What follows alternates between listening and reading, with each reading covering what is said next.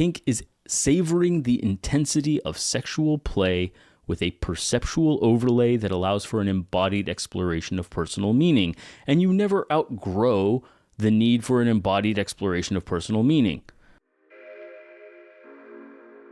Our question today comes from Lauren, who describes having a series of childhood traumas which she's working through as an adult. She worries that as she continues to heal, she will reach a point where her kinks that she enjoys now would no longer be enjoyable. This is a very common trope. People conflate the notion that their childhood traumas are the source of their kinks. And I get that there can be a lot of overlap because childhood is a fairly powerless place. For subs, I think that the overlap there is significant, but almost, in my opinion, as a coincidence of the analogy of powerlessness. Childhood is a powerless time because you are smaller, weaker, less informed, less knowledgeable, all the things. And being submissive is the deliberate engagement of giving up power. And so, yes, it is natural to think that these two things go together, but I just don't know that they do. And the literature supports me on this, is that among kinky people, childhood trauma is just as frequent as it is in the general population. There's no increased prevalence. In general, people who are kinky tend to actually be a little bit more well-adjusted on average.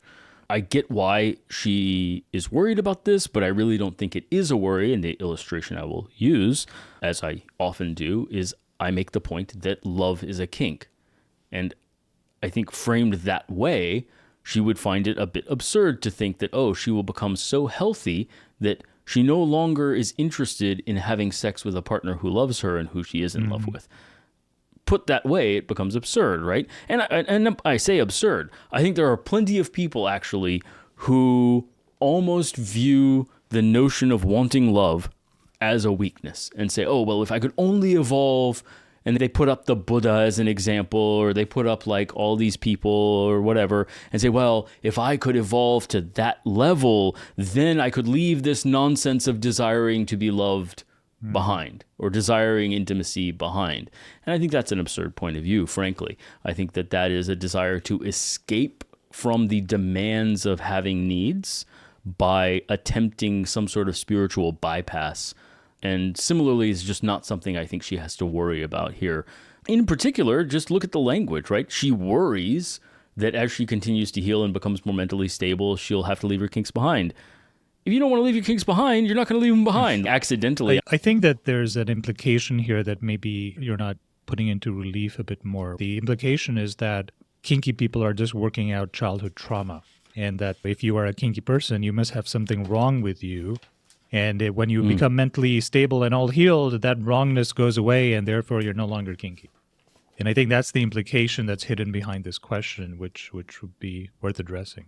Sure. And again, I think that's a misunderstanding of what kink is. I give the example of love as a kink for that reason in many ways, is that if you understand that love can be a kink in the same way that other things are kinks, then I think you'll view it a bit differently. I fall back on my definition of kink, which is complex and wordy, but I think precise. And so I'll say kink is savoring the intensity of sexual play with a perceptual overlay that allows for an embodied exploration of personal meaning.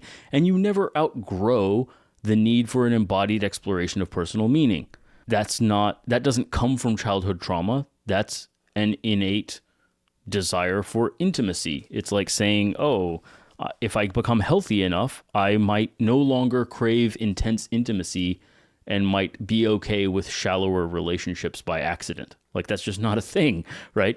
I do think that intensity is a big part of the impulse to kink. I think people who are quote-unquote kinkier tend to be people that just have a tendency of wanting to crank things to 11.